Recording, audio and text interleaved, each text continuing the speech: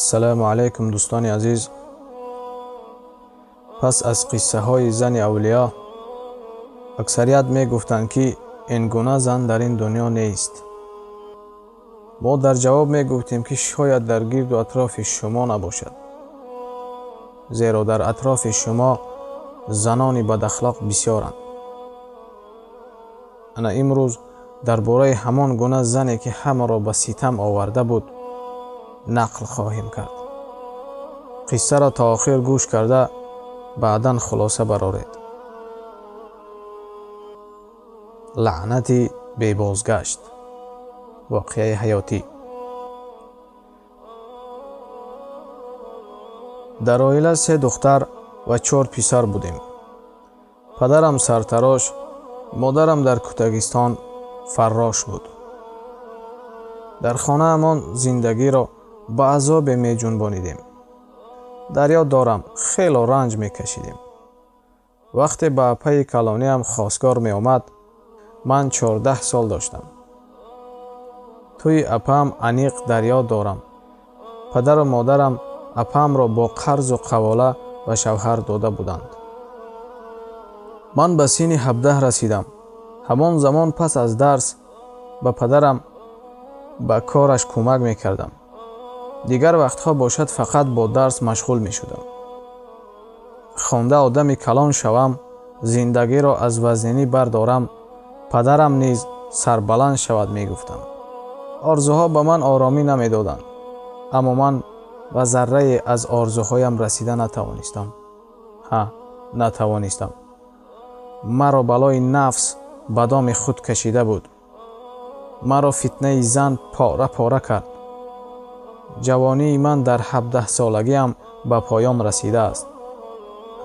در 17 سالگی به اتمام رسید. همه این واقعه وقتی کودک 9 ساله نزد پدرم آمده موی سر خود را گرفته بود سر شد.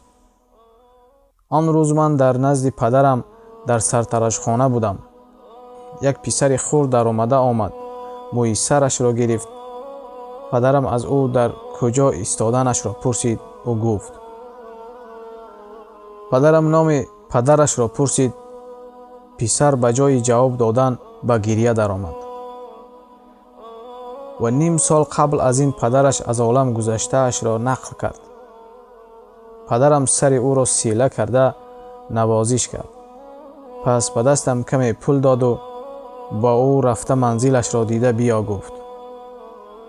اگر در خانه اشان کلان سالم باشند این پول را به آنها داده بیا گفتند. بسیار نرفتیم. خانه اشان نزدیک بود. 4-5 کوچه آن طرف زندگی می کرده است. خانه زیبا، دوشانگه و با حشمت بود. به دروازه نارسیده در طرف چپ چایلابی دراز ساخته بودند. انگورهای کاریده شده بی صاحب مانده بودند. بالای چایلاب نوده های انگور غاو گشته بودند. به نوده های انگور دیر باز قیچی نرسیده بود. این عیان مشاهده می گردید. از نیمچاغه دروازه پسرک دویده به خانه در آمده رفت. دیر نگذشته مادرش را قپیده برآمد. پول را به دست زن دادم. زن با پول خنک نظرانه نگاه کرد و پول را گرفت. کمک لازم باشد گوید پسرتان جای کاری پدرم را می داند. اما کمک نسبت آن زن به ما بیشتر لازم بود. خانه را نگاه کرده به این خلاصه آمدم. این عائله به کمک محتاج نبود. من جوانی بلند قامت زیبا بودم. حتی در مکتب دختران برای من بین خود جنگ می کردند. اما مقصد اساسی من درس بود. بنابراین به دختران آنقدر اهمیت نمی دادم. از بین یک چند وقت گذشت. کودک یتیم نزد پدرم آمد. برای خوردن و نوشیدن از پدرم کمک پرسید. پدرم از مغازه روغن، شکر و آرد گرفته به دستم داد و به آن خاندان بردم. در خانه در بالای سرفه یک کمپیر نشسته پسرم گویان نالیش می کرد. فهمیدم که پسر همین کمپیر وفات کرده است. سلام دادم алек гирифт. чашмонаш намедиданд. халтаи дар дастам бударо дар болои сурфа гузошта чизе ногуфта баромада рафтанӣ будам, ки ин замон аз ошхона он бевазан баромада омад. шумо хуб ҳастед? нағз омадед? шуморо ҳам овора кардем, гуфт бо овози мулоим. чашмонам беихтиёр ба гиребони он афтод. аз шарм сурх шудам. ҳеҷ гап нест гуфтаму аз хона баромада рафтам. ба хона чӣ гуна расида омадаамро намедонам. аз ҳамон рӯз сар карда на дарс ва на кор ба сарам медаромад. хаёлам ба ҳамон хонадон рафтан мегирифт. рамазон омада буд. падарам бозорӣ карда боз маро ба он хонадон равон кард. ин сафар бо додари 13 солаам рафтам. дарвоза чун ҳарвақта каме кушода буд. кампир наметофт. дар болои сурфа дар 2-3 ҷояш меваҳоро барои хушкунӣ монда буданд. дар болои хок кӯдаки 5-6 сола хокбозӣ мекард. кӯдак маро дида давида ба наздам омад ва салом дод. пас аз дидани халтаҳои дастам апа гӯён фарёд кард. апааш кӣ бошад? модараш бошад, фикр кардам, ки аз дарун як духтари 13-14 сола давида омад. салом дод ва зуд халтаҳоро аз дастам гирифт. янгаам нестанд? дар хона гӯён пурсон шудам.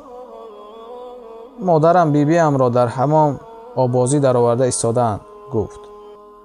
пас писарони он бевазан 3 нафар буданд. бо додарам баромада рафтем. рӯзи арафа сартарошхона аз мизоҷон пур шуд. дар айёми ид ҳама барои саришта кардани мӯю риши худ омада буданд. ман ба падарам кӯмак мекардам. ин вақт бевазан бо 2 писараш омад. падарам бо навбат онҳоро ба дарун гирифт. мӯи сарашонро нагузошта ҳамаро гиред амакӣ, гуфт он зан. кал кунам? гуфт падарам. ҳа, кал кунед. мӯи сари инҳо тез дароз мешавад. падарам чизе нагуфта кӯдаконро кал кард. чашмони зан бошад ба ман нигарон буд. ман худро ба ҳар кор машғул кунон ҳаракат мекардам, ки ба ӯ нигоҳ накунам. аммо ҳар доим хосту нохост чашмам ба ӯ меафтод. чашмҳо бо ҳам вохӯрданд. зан ба ман ҷилвакунон назар кард. ман тамом шуда будам. падарам пули бевазанро ногирифта ҷавоб дод. ид низ гузашт. дар ин асно апаи дуюмамро низ ба шавҳар додем. падарам аз рӯи урфу одат дар ҳавлиамон ош дод. ба касе нагуфта ба як зарф каме ош гирифтаму дар болояш 2 то нон гузошта ба сӯи хонаи бевазан рафтам. вақте аз дарвоза дарун медаромадам, кампир дар болои сурфа дар болиш такя кунон ба як нуқта назар карда меистод. салом додам. алек гирифт. ҳатто сарашро ҳам наҷунбонид. биби, касе ҳаст? гуфтам. ҷавоб надод. кӣ ҳаст? гӯён овоз баланд кардам. аз хонаи дарун мӯи сарашро дурусткунон бевазан баромада омад. дар хонаамон ош шуда истодааст. гӯён зарфи дастамро ба ӯ додам. зан ошро гирифта ҷилвакунон гуфт. боз бемалол биёед, меҳмони мо шавед. аз ин нигоҳ ба ман маълум буд, ки зан ба ман бефарқ нест.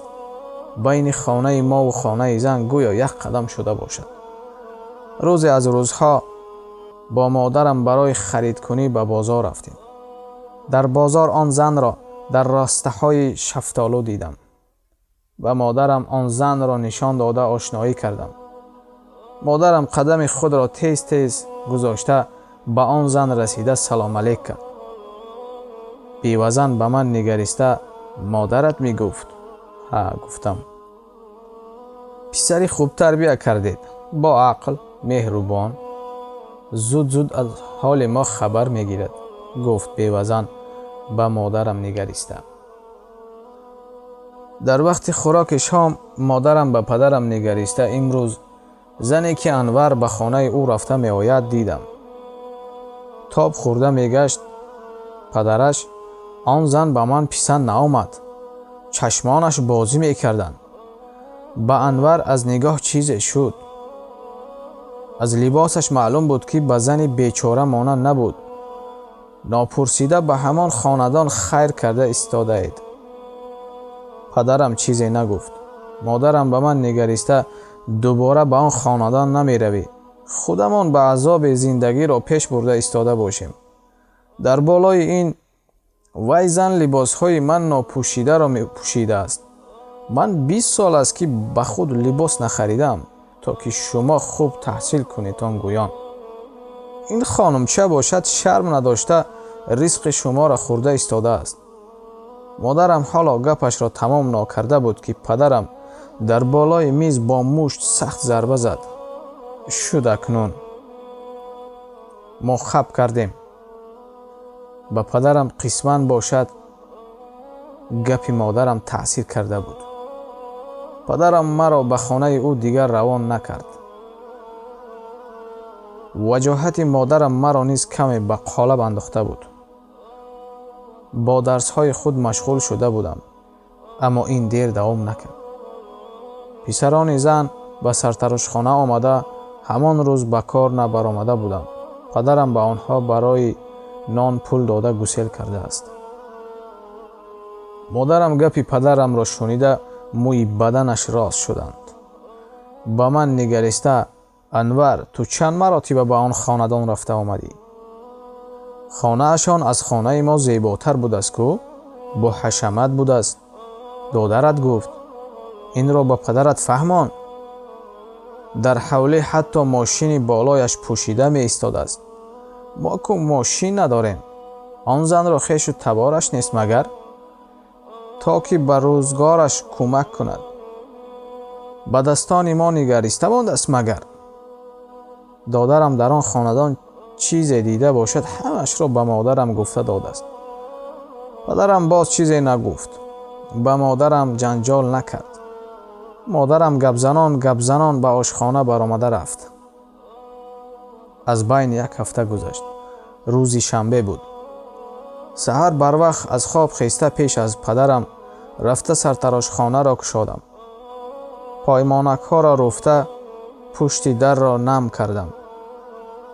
به درون در آمده چنگ ها را تازه می کردم که از کجای بیوزن پیدا شد. خسته نباشید. خوب استید گفت. سلام دادم. از اینجا گذشته ایستاده بودم. یک بینم گفتم. دیگر نمودار نشدید. کجا شدید؟ روزی چهارشنبه بیایید. زاد روزی پسرم نشسته می روید گفت.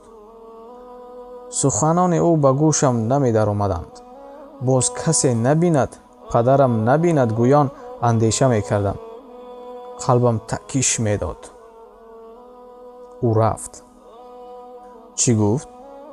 به زاد روز تکلیف کرد مگر؟ چهارشنبه گفت یا پنجشنبه؟ چهارشنبه گفت. به فکرم عقلم کار ناکرده گرنگ شده بودم. روزی چهارشنبه آمد. امکم روچکه را تحفه کرده بود. استفاده نکرده بودم. برای تحفه آن را در جیبکم انداختم. پدر و مادرم در کار بودند. برای من خیلی فرصت خوب بود. دروازه گشاده.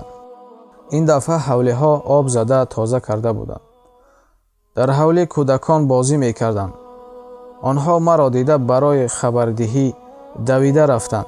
بیوزن به نزدم نآمده از دور دستش را جنبانیده مرا فریاد کرده به نزدش دعوت کرد. رفتم. خود را آرا داده بود.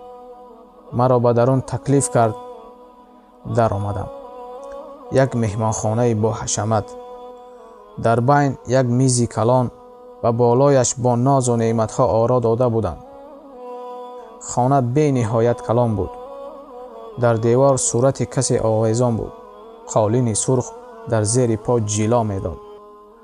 برای نشستن تکلیف کرد. نشستم. دیگر کسی نیست گویان پرسیدم. حاضر کودکان را فریاد می کنم گفت و بیرون رفت. کودکان نیز به مثل مادرشان خودشان را آرا داده بودند. дар пешам омада нишастанд. зодрузи кӣ гуфта пурсидам.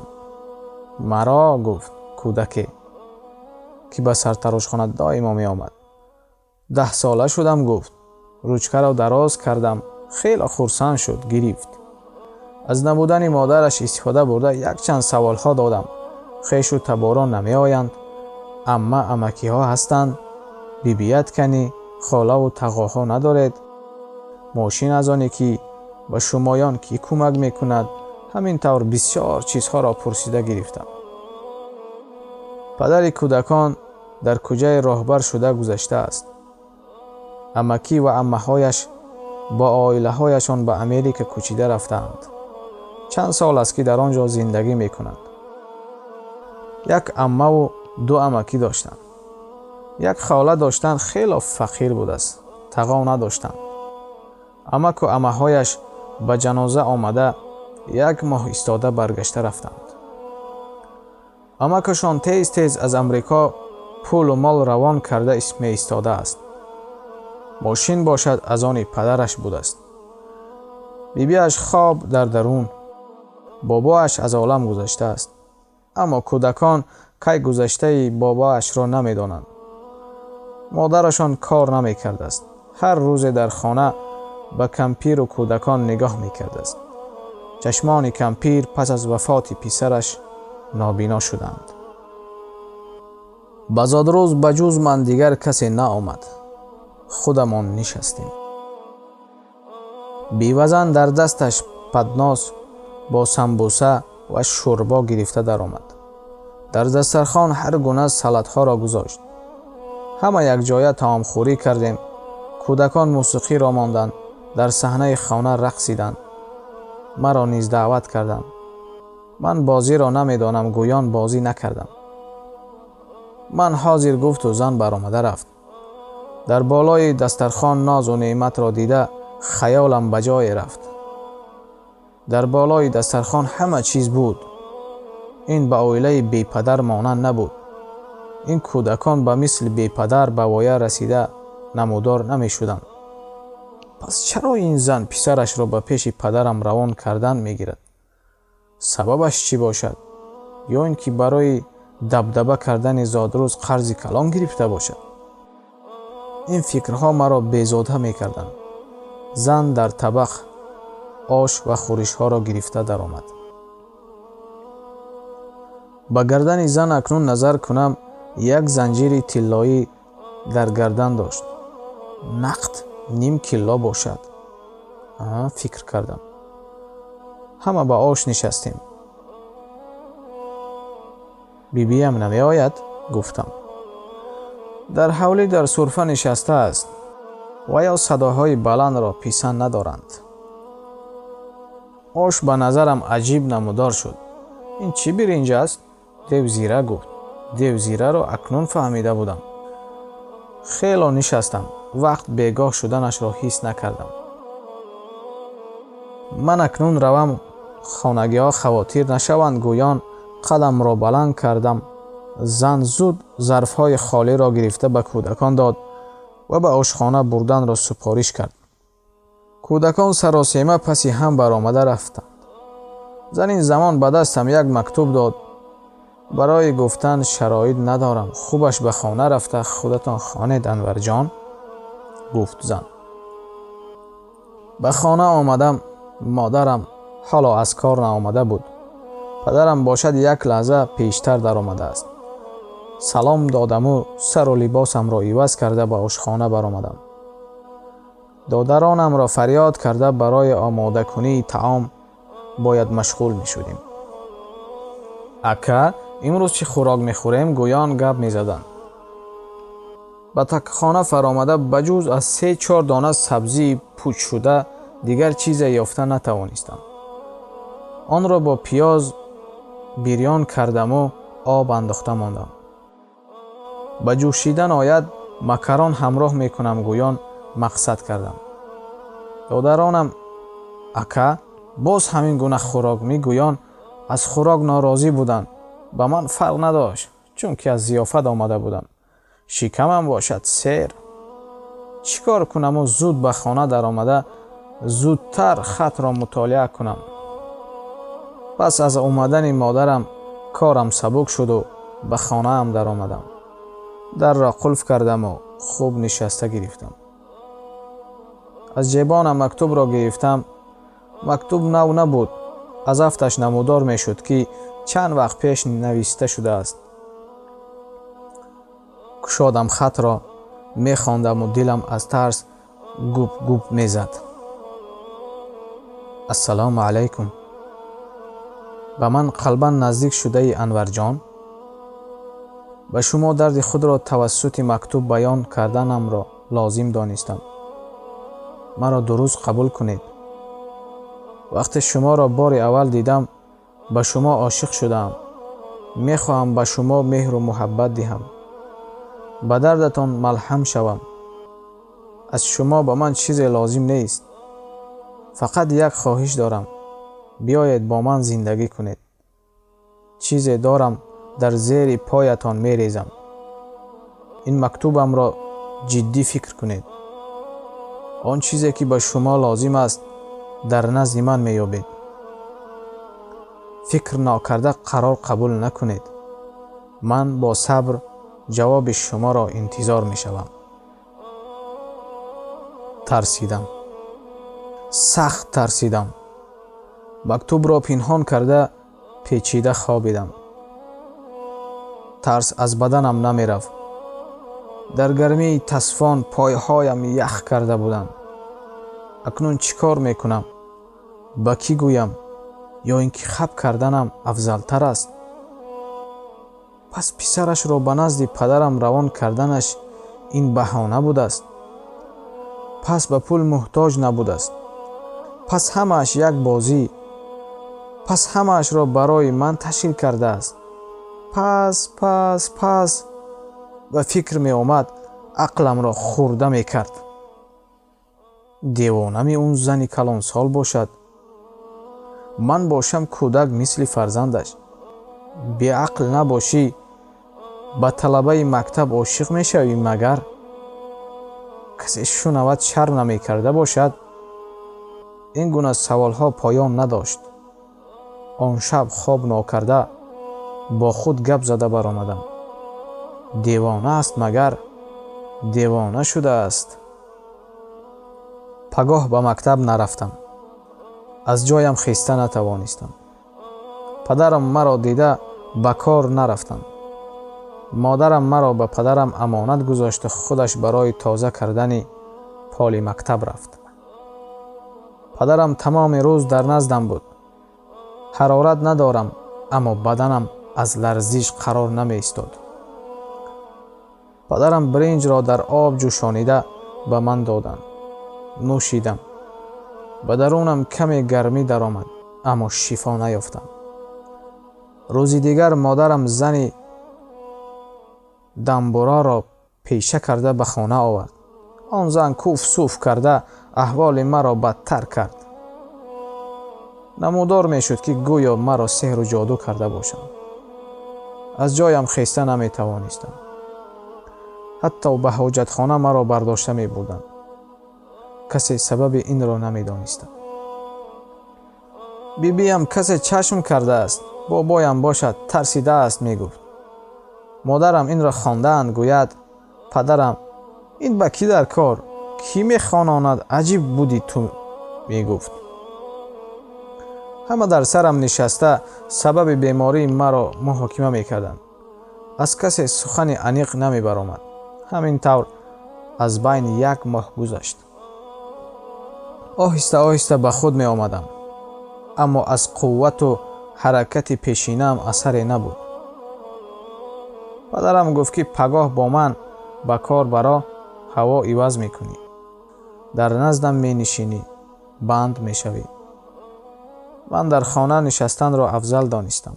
тарсидам, ки зан ба сартарошхона маро диданӣ меояд.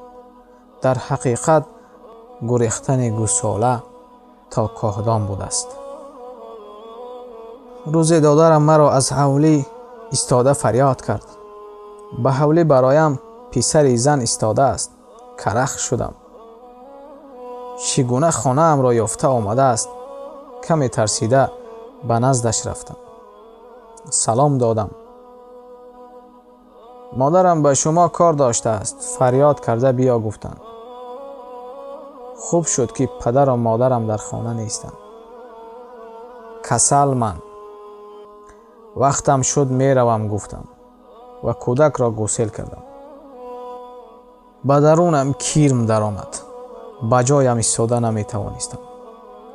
در این وقت در این سن و سال با پدر و مادر مصلحت کردن لازم بود است. من از مصلحت از کارهای بسرم آمده ترسیدم. شرم داشتم. از آوازه شدنش شرم داشتم و از این کارم خطای سخت کردم. به سر خودم چقدر مشقت را بار کردم. با عقل ضعیف خودم قرار کردم. بلا به سرم گرفتم. این به من گرانی کرد. روزی دیگر وقت یافتم و به خانه بیوزن رفتم. خودم قرار کردم که بعضی مسئله ها را حل کرده می آیم. فکر کردم. بلکه مرا به خود گذارید گفتنی بودم. در خاطر ندارم. دروازه گشاده بود. زنگوله را زیر کردم. این دفعه به راهرو ندر آمدم. بیوزن برآمده آمد. یک قدم به درون گذاشتم. نخواستم شخصان بیگانه مرا بینم. انور جان خوب آمدید. چرا دیگر نآمدید؟ از خواطر بیزاته شدم. بیوه به طرف من می آمد. زبانش از گپ نمی ماند. سلام دادم. علیک گرفت و آهسته از رویم بوسه کرد.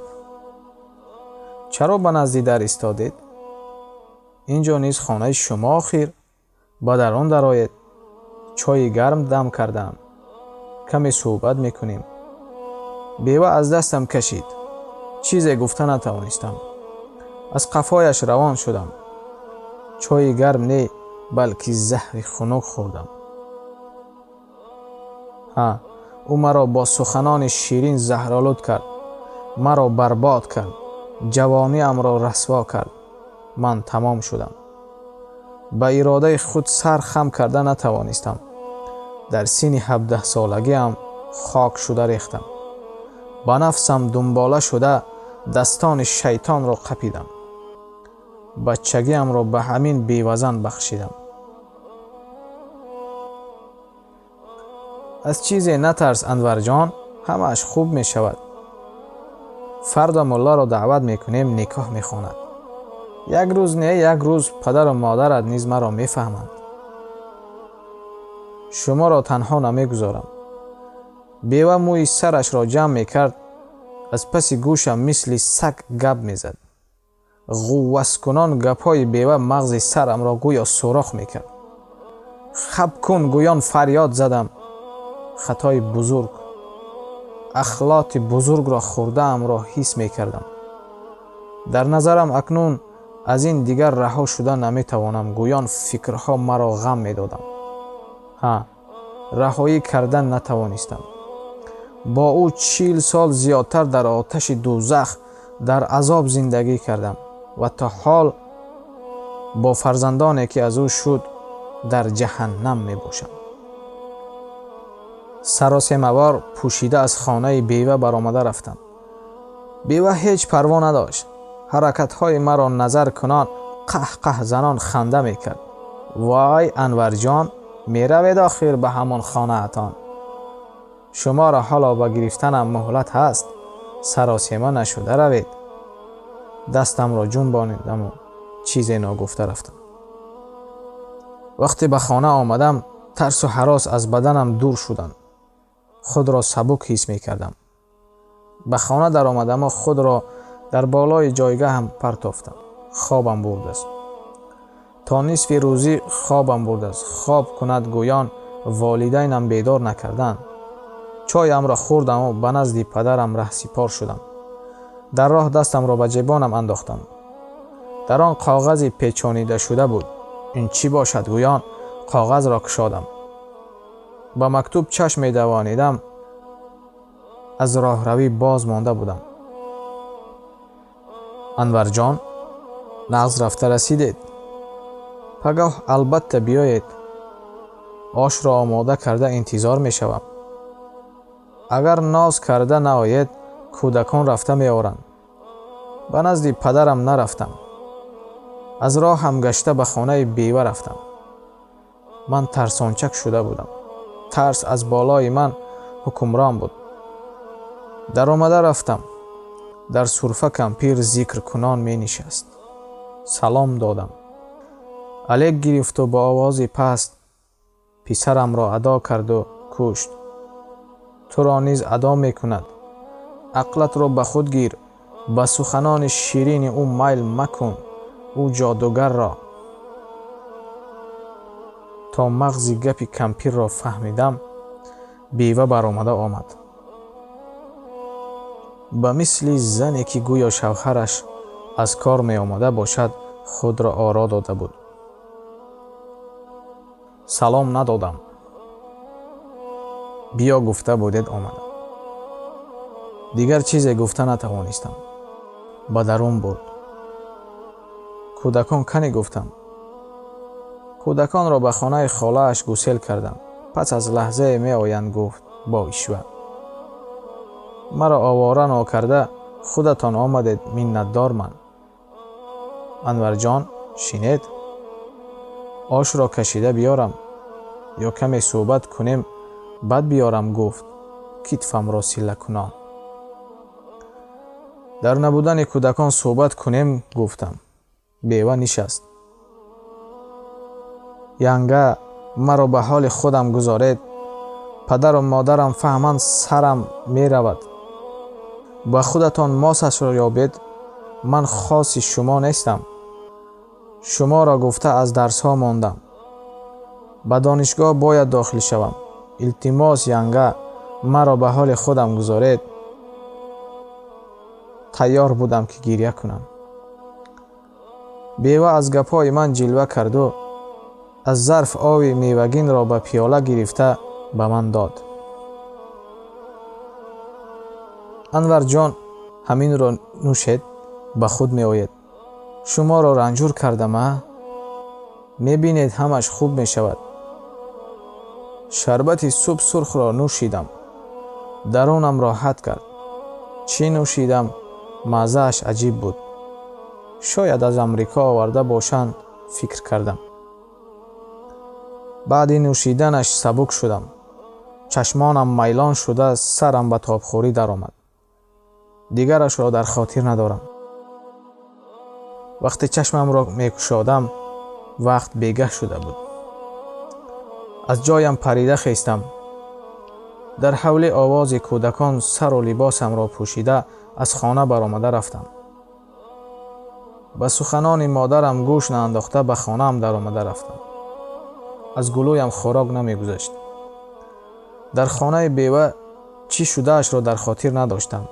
گرنگ شده بودم. باز مکتوب نگذاشته باشد گویان دستم را به جیبانم در آوردم گذاشته بود است.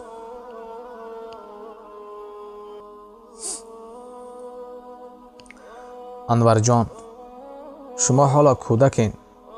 فکرانیتان نیز مثل کودکان. حالا برای فکر کردنتان وقت بی‌ملال است. به شما گفته بودم که برای قبول قرار سراسیمه نشوید. همان گپ. شما از من هستید. شما را به کسی نمی دهم. لازم شود به پدر و مادرت خودم می گویم. با گذشت وقت خواه و ناخواه به آن بیوه میل پیدا کرده بودم. میل زیاد می شد. دعوت نکند هم خودم به پیش او می رفتم. مادرم دیگر شدن مرا حس کرده برای جاسوسی دادرم را از قفای من گذاشته بود است. مرا قپیدند. جنگ و جدال شد. مادرم بیوه را لعنت ها می خواند. بیوه تسلیم نمی شد. لعنت نخوانید. من نیز می خواهم زندگی کنم. من کاری بد نکردم. فقط پسر شما را دوست داشتم. خلاص. پسرتان را به سرم برداشته می گردم. او را عذاب نمی دهم. پسرتان برای من عزیز می شود. به شما همین چیز در کار نیست مگر؟ پدر و مادرم سر خم کردند. аммо ман низ дар пеши бева сар хам карда будам. Сабабашро намедонистам. ҷодугарӣ буд, чизе буд, намедонистам. ба хонаамон хешу таборон ҷамъ омаданд. ҳатто раиси маҳаллаамон омада буд. маро дар байн гирифтану насиҳатҳо карданд. сарамро хам мекардаму менишастам. дар байн модарам ҳамроҳ шуду Анвар айбдор нест. ҳама корро ҳамон бева кардааст. ҳамон писарамро чизе кардааст. падарам дар як кунҷ ба чӯб такя карда менишаст ва ба ҳама гӯш меандохт. ба падараш чанд маротиба гуфтам, аз аввал ҳамон бева ба ман писанд наомада буд. ба гапам надаромаданд. чашмонаш бозӣ мекард. дар бозор дида будам, ба Анвар бо нозу карашма гап мезад. охир ман надонам чизеро гап намезанам ку. гӯш кардан дар кор буд, гуфт модарам ба оби дида. кори шудагӣ шуд, ҳоло ҳам дер нашудааст. дар ин ҷо нишаста муҳокима кардан ягон фоида надорад. ба хонаи ҳамон зан рафта фаҳмонидан лозим, то ки ақлашро ба даст гирад. ба писари ноболиғи касе начаспад, гуфт амакам. вақти ҳама фикри худашонро баён карданд, ҷамъ шуда ба хонаи бева равон шуданд. ман боша мондам дар хона. ба гуфти модарам ба холаам, бева ором будааст. ба мисли чизе ношуда меҳмонони омадаро пешвоз гирифтааст. худашро чунон сокин гирифтааст, ки дар чеҳрааш на хавотир, на тарс, на ҳарос ва на саросемагӣ ҳис карда шудааст. ҷилвакулон биёяд гӯён ҳамаро даъват кардааст. модари бечораам, модари бечораам, аллоҳ ӯро раҳмат кунад. ҳама аз як тараф гап заданд. бева бошад рӯ тағйир надодааст. гап барои ӯ бефоида буд. инро аз омадани хешовандон мушоҳида карда мумкин буд. модарам лаънатҳо хондааст. бева бошад лаънат нахонед. ман айбдор нестам. кори бад нокардаам ва писаратонро нагардонед. ба ҳар ҳол ӯ аз ман мешавад. агар ӯро ба касе хонадор кунед, зиндагиашро ба ҷаҳаннам мубаддал мегардонам.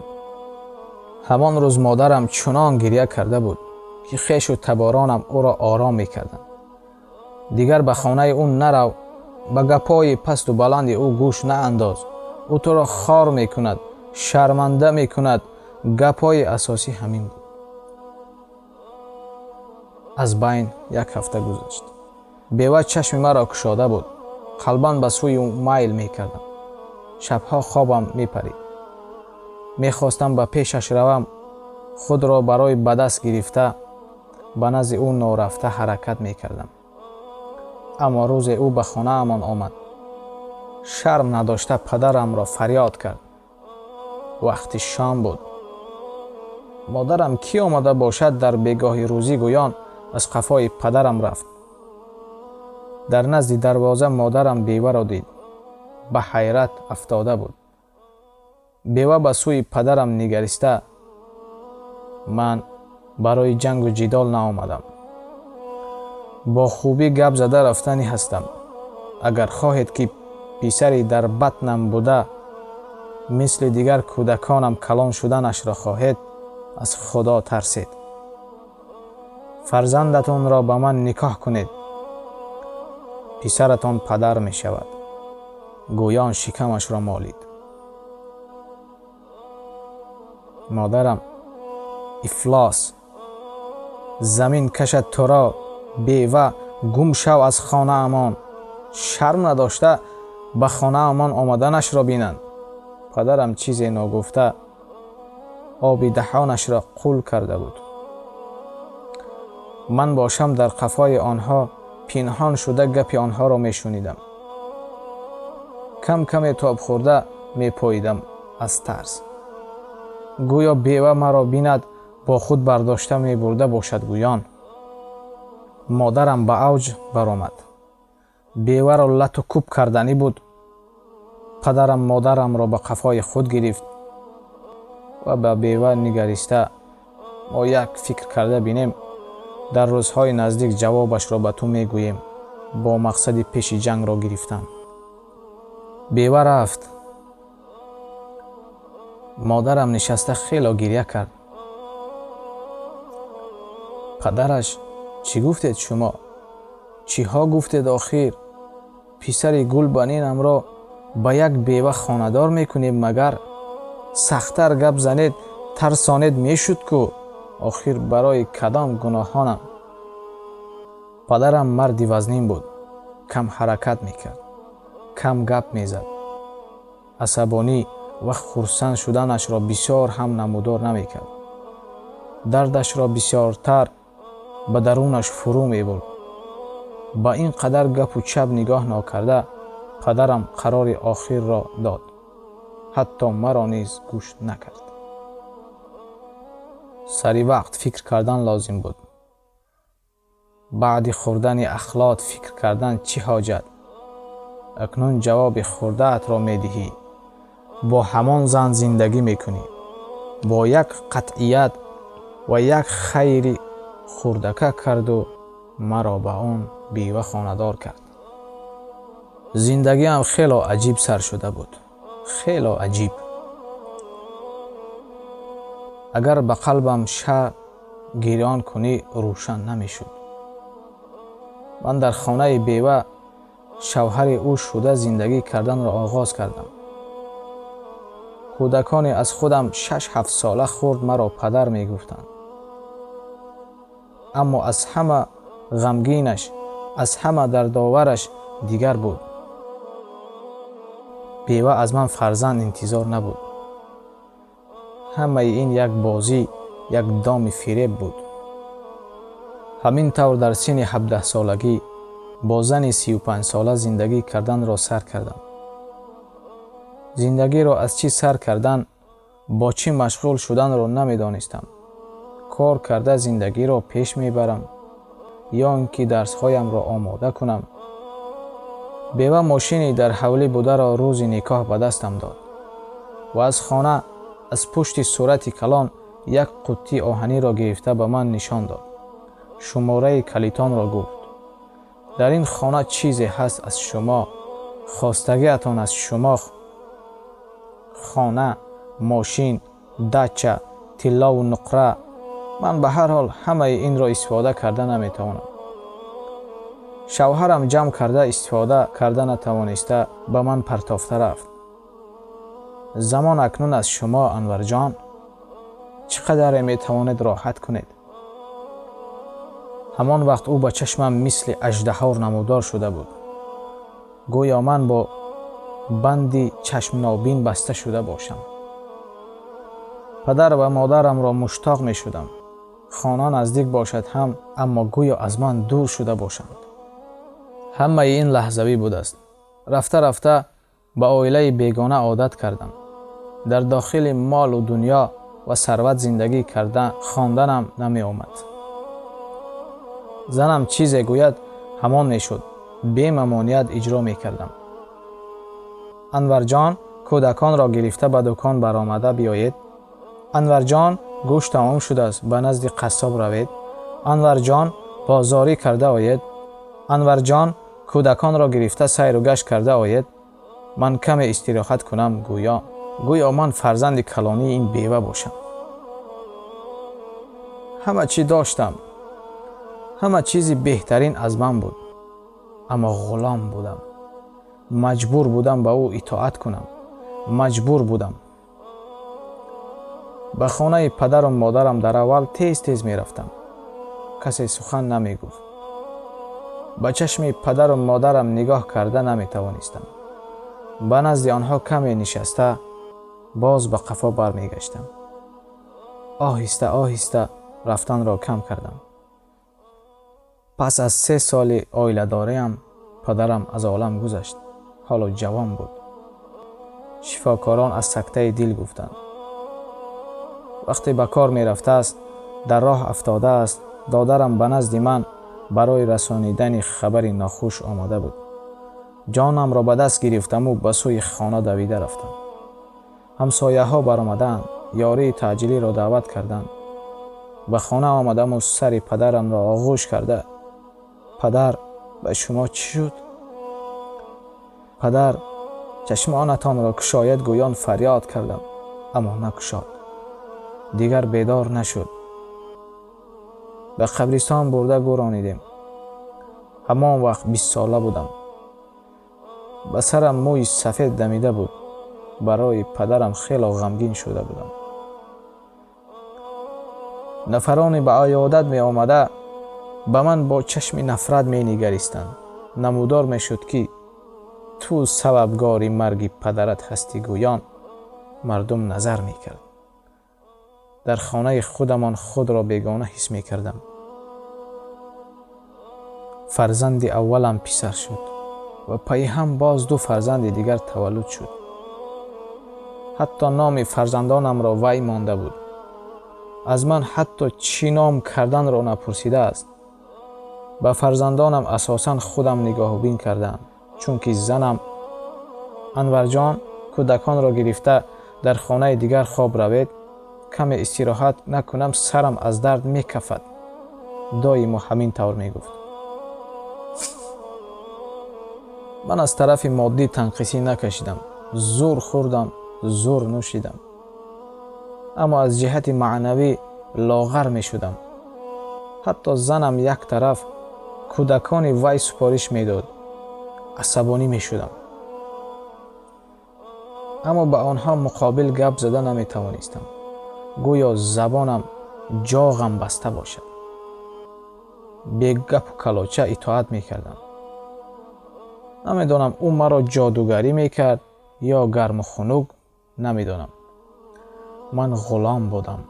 من غلام شده زندگی می کردم. سالها گذشتند. فرزندانم به وایه رسیدند. فرزندان اوگایم الکی صاحب عائله های خود شدند. من باشم در غم 3 فرزند خودم هستم.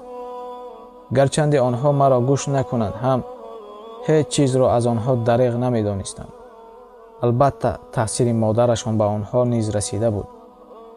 مادرشان به من معامله بد نکند هم اطاعت نکردن وی تربیه فرزندان را برهنه کرده بود. فرزند کلانیم پسرم به 25 رسیده بود. به عائله داریم 26 سال شده بود. او را به زاری عائله دار کرده بودیم. به جز کیف و صفا دیگر چیزی را نمی دانست. مادرش به دست پسر باید پول باشد گویان دائما جیبکش را از پول پر می کرد. این حالت بچه هم آورده می رسانید آخر. نه به خواندن و نه به کار لیاقت دارد. فقط به مثل خودش بچه های بی فراست و ابله آشنایی می کرد. با مقصد آدم شدنش خاندار کرده بودیم. دیگر نشد. کلینم دائما گریه می کرد. دختر میانه ام را به شوهر دادیم. دیر ناگذشته از عائله‌اش جدا شد. داماد پرتافته رفت. سببش را نگفت. دخترم نیز چیزی نگفت. دخترم کار میکنم گفته به کار در آمد و یک فریبگری مشهور شد. بعداً حس کردیم گویا او کار میرفته باشد. دخترم در سن 29 سالگیش زندانی شد. پس از 7 سال با کمک خویش و تبار از زندان برآوردیم. کسی به دختر خردیم نمی آمد. پس از پرسش ها برگشته می رفتند. مردم محله دانسته اشان را می گویند آخر. دخترم به دبی رفت و دیگر سایه اش را نشان نداد. توی او را ندیدم. به 57 رسیدم. زنم از عالم گذشت. زنی که مرا زنده به زنده گرانیده بود در سن 75 سالگی به آن دنیا رحلت کرد. در قبر در چه احوال باشد؟ زندگی اینقدر انسانها را رسوا کرده بود. دخترم از دبی تلفن کرد. به شوهر برآمده اش را گفت. قلبم حس می کند به شوهر نبرآمده است. فریب می کند. مادرش کی بود و اکنون دخترش کی می شود؟ دختر زندانی شده ام را نیز به نزد خود دعوت کرد. اینقدر گپ زدم гапи маро ба банди пояшам нагирифт. ба ҳар ҳол рафт. аз модарам гирьякунон бахшиш пурсидам. модарҷон, маро бубахшед. хатоҳои кардаамро бубахшед. аз ҳеҷ як фарзандонам рӯшноӣ надида истодаам. тамом шудам ку то ба кай идома меёбад. ман низ одам ку бо ҳаловат хоб кунам мегӯям. ҳаёт ин қадар азоб ми. писарам, ин роҳро худат интихоб кардӣ. сарамро силакунон ҷавоб дод модарам. дигар чизе нагуфт. аввал модарам вафот кард, дар синни 83 буд. сипас 1 сол гузашта занам гузашта буд, 75 сола буд.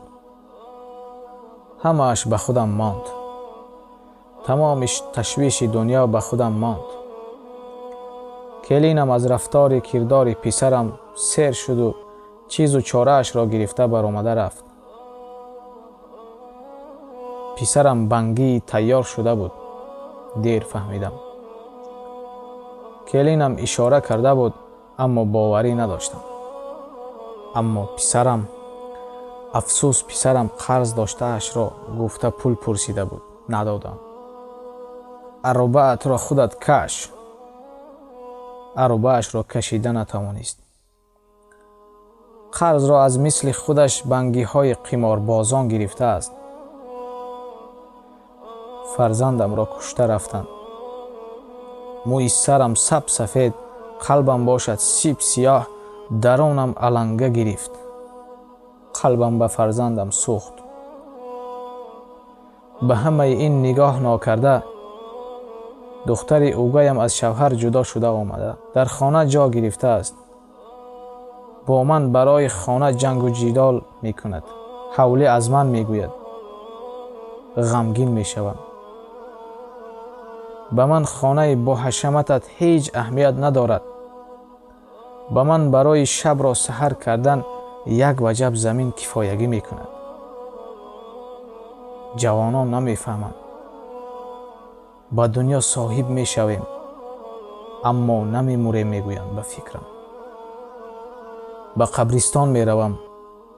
дар сари қабри падару модарам нишаста соатҳо гирья мекунам.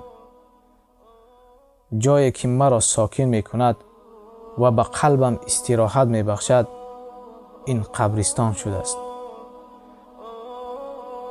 шояд дар дунё аз ҳама ҷои осуда ва тинҷ ин қабристон бошад. барои ман ин ҳаёт дигар ҷои ба худ майлкунанда надорад. ҳамааш тамом шудааст. муаллиф зульфия маҳмуд.